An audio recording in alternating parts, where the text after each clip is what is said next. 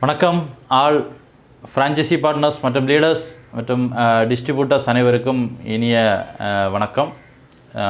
Today இன்றைக்கி ஒரு சூப்பரான சப்ஜெக்ட் நம்ம பார்க்க போகிறோம். இந்த சப்ஜெக்டை கொடுக்குறது உங்களுடைய சங்கர் ஆர்டிசி அண்ட் ஸ்டார் பேல்.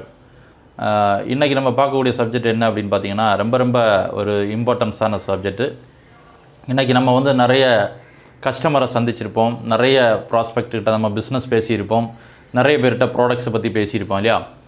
அப்போது பேசி முடிச்சிட்ட உடனேயோ இல்லை பேசிட்டு ஒரு 2 நாள் ஒரு நாள் கழிச்சோ இல்லை 2 நாள் கழிச்சோ அவங்கள ஃபாலோ பண்ணுறதுக்காக நம்ம வந்து என்ன பண்ணுவோம், க்ளோசிங் பண்ணுறதுக்காக நம்மளுடைய பிஸ்னஸில் அவங்கள வந்து பார்ட்னராக கொண்டு வரதுக்காக இருக்கலாம், இல்லைனா நம்ம ப்ராடக்டை பர்ச்சேஸ் பண்ண வைக்கிறதுக்கு இருக்கலாம். நம்ம வந்து ஃபாலோ பண்ணுறது ரொம்ப இம்பார்ட்டன்ஸ். இப்போ ஃபாலோப்பில் நம்ம ஃபோன் பண்ணி பேசும்போதோ இல்லை நேரில் போய் அவங்கள பார்த்து பேசும்போதோ ஒரு வார்த்தை சொல்லுவாங்க. இந்த வார்த்தை ரொம்ப முக்கியமான வார்த்தை. என்ன வார்த்தை அப்படின்னு பார்த்தீங்கன்னா, let me think about it. நான் யோசிக்கணும், கொஞ்சம் யோசித்து சொல்கிறேன் அப்படின்னு சொல்லுவாங்க. சொல்லியிருக்காங்களா? நிறைய பேருக்கு சொல்லியிருப்பாங்க, அப்படி தானே? நான் கொஞ்சம் யோசித்து சொல்கிறேன், எனக்கு டைம் கொடுங்க, இன்னும் எனக்கு ஒரு வாரம் டைம் கொடுங்க, இன்னும் எனக்கு வந்து ஒரு 10 நாள் டைம் கொடுங்க, எனக்கு இந்த மாதிரி ஒரு சூழ்நிலை இருக்குது, அந்த சூழ்நிலை முடிச்சுட்டு வரேன், இந்த மாதிரி ஒரு ப்ராப்ளம் இருக்குது, நான் வெளியூர் போகிறேன், இல்லை என்னுடைய ஃபேமிலியில் ஒரு ஃபங்க்ஷன் இருக்குது, அது முடிச்சுட்டு சொல்கிறேன். இந்த மாதிரி பல அப்ஜெக்ஷனை வந்து என்ன பண்ணுவாங்க, உங்கள்கிட்ட அந்த கஸ்டமர்ஸ் ஆர் அந்த ப்ராஸ்பெக்ட் உங்கள்கிட்ட சொல்லுவாங்க. அதுக்கு என்ன காரணம்? இந்த மாதிரி அவங்க சொல்கிறாங்கன்னா நீங்கள் முதல்ல புரிஞ்சிக்க வேண்டியது, அந்த கஸ்டமர் அந்த ப்ராஸ்பெக்ட் உங்ககிட்ட பொய் சொல்கிறார் என்பதை நீங்கள் தெளிவாக என்ன பண்ணணும், புரிஞ்சுக்கணும். ஏன்னா கஸ்டமர் பொய் சொல்ல மாட்டார் அப்படின்னுலாம் நினைக்காதீங்க.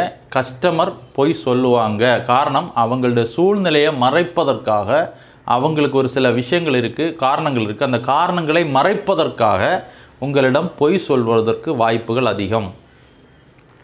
ஓகே, அப்போ நம்ம வந்து அதை என்ன பண்ணணும், அதை ஏற்றுக்கணும். பொய் சொல்கிறாரு அப்படின்னு நம்ம என்ன பண்ணணும், பொய்யே சொல்ல மாட்டார் சார், அவர் உண்மையை மட்டும்தான் பேசுவாருன்னா நிச்சயமாக ஒரு customer let me think about இட்னு சொல்கிறாரு, அதாவது நான் யோசிக்கணும், எனக்கு டைம் கொடுங்க, நான் யோசிக்கணும்னு சொல்கிறாருன்னா உங்ககிட்ட அவர் பொய் சொல்கிறாரு அப்படின்றத நீங்கள் நம்ம என்ன பண்ணணும், தெளிவாக புரிஞ்சுக்கணும். ஓகே, அப்போ அவர் அந்த மாதிரி ஒரு பொய் சொல்கிறதுக்கு என்ன காரணம், ஃபஸ்ட் அந்த காரணத்தை தெரிஞ்சுக்கணும் இல்லையா. 4 காரணம் உண்டு, ரொம்ப இம்பார்ட்டன்ஸான காரணம். 4 காரணம். இந்த 4 காரணங்கள் நீங்கள் அவர் யோசிக்கணும்னு ஒருத்தர் சொல்கிறாருன்னா நீங்கள் புரிஞ்சிக்க வேண்டியது, இந்த 4 காரணங்களில் ஏதோ ஒன்று அவர்கிட்ட என்ன பண்ணுது, அந்த காரணங்களால் தான் அவர் என்ன பண்ணுறாரு, இந்த மாதிரி வார்த்தையை சொல்கிறாரு அப்படின்றத நீங்கள் புரிஞ்சுக்கிட்டிங்கன்னா அதை நீங்கள் ஓவர் கம் பண்ணுறதுக்கு, அதை நீங்கள் ஹேண்டில் பண்ணுறது, அந்த அப்ஜெக்ஷனை ஹேண்டில் பண்ணுறதுக்கு நீங்கள் ப்ராக்டிஸ் பண்ணி படித்தா போதும். ஈஸியாக என்ன பண்ணிடலாம், அவரை நீங்கள் பிஸ்னஸ்க்குள்ளேயோ இல்லை ப்ராடக்ட்டோ பர்ச்சேஸ் பண்ண வைக்கிறதுக்கு ரொம்ப சுலபமான வழி.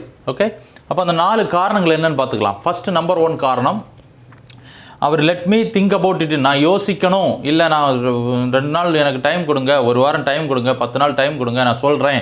இந்த மாதிரிலாம் அவர் சொல்கிறதுக்கு என்ன காரணம் அப்படின்னா, முதல் காரணம், அவர் வந்து டிசிஷன் மேக்கர் அவர் இல்லை. டிசிஷன் மேக்கர், முடிவெடுக்கக்கூடிய அதிகாரம் அவரிடம் கிடையாது. இது நம்பர் 1 காரணம்.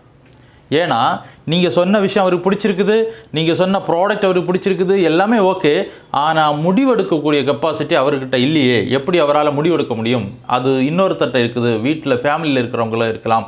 அப்போ அவங்க அது ஓகே சொல்லாமல் இவரால் என்ன பண்ண முடியாது, கண்டிப்பாக உங்ககிட்ட இருந்து அதை பர்ச்சேஸ் பண்ண முடியாது, உங்களோட பார்ட்னராக இணைய முடியாது. அப்போது அவர் அதை ஓப்பனாக சொல்லாமல் இந்த பொய்யை இந்த விஷயத்தை மறைக்கிறதுக்கு அவர் சொல்லக்கூடிய பொய், நான் யோசித்து சொல்கிறேன் அப்படின்ற அந்த வார்த்தை சொல்கிறதுக்கு முதல் காரணம், டிசிஷன் மேக்கர் அவர் இல்லை. நம்பர் 1 புரிஞ்சுக்கணும். நம்பர் 2, உண்மையிலேயே பணம் இல்லை என்பதால் நிறைய பேர்கிட்ட இந்த ப்ராப்ளம் இருக்கும்.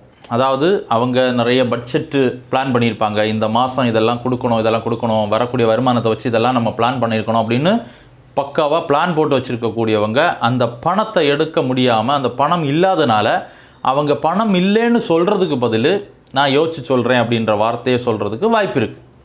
ஏன்னா பணம் இல்லைன்னு யாருமே என்ன பண்ண மாட்டாங்க, டக்குன்னு ஓப்பனாக, அதில் 100க்கு ஒரு சில நபர்கள் தான் சொல்லுவாங்களே தவிர, சம் பர்சன்டேஜ் தான் அப்படி இருப்பாங்களே தவிர, உண்மையாக இருப்பாங்களே தவிர, மற்றதெல்லாம் வந்து பணம் இல்லைன்னு சொல்கிறதுல கண்டிப்பாக அவங்களுக்கு ஒரு ப்ரெஸ்டீஜ், அவங்களுக்கு ஒரு ப்ராப்ளம், அவங்களோட இமேஜ் ஸ்பாயில் ஆகிற மாதிரி, அதனால் அது பணம் இல்லை அப்படின்றத சொல்கிறத விட யோசிச்சு சொல்கிறேன் அப்படின்னு சொல்லும்போது அவங்களுக்கு என்ன ஒரு வேல்யூ இருக்கும். அதனால் அவங்க அப்படி சொல்லுவாங்க.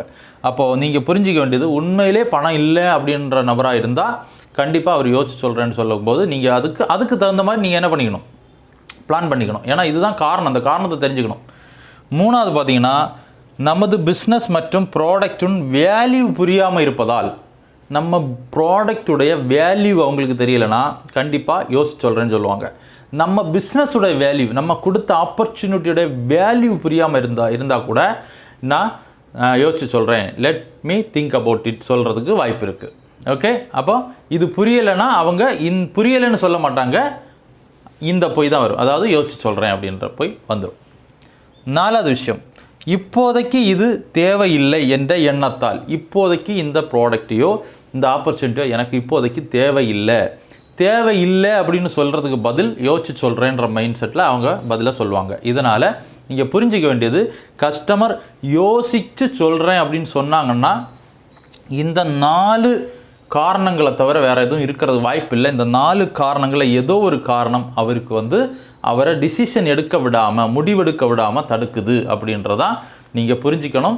இப்போ உதாரணத்துக்கு டிசிஷன் மேக்கர் அவர் இல்லைன்னா யார் டிசிஷன் மேக்கரோ யார் முடிவெடுக்கிறாரோ அவங்கள நீங்கள் அவர்கிட்ட கேட்டு கண்டுபிடிச்சி அவங்களோட உட்காந்து இந்த ப்ராசஸை, இந்த பிஸ்னஸையோ இந்த ப்ராடக்டையோ நீங்கள் என்ன பண்ணணும், பேசுகிறதுக்கு பிளான் பண்ணணும்.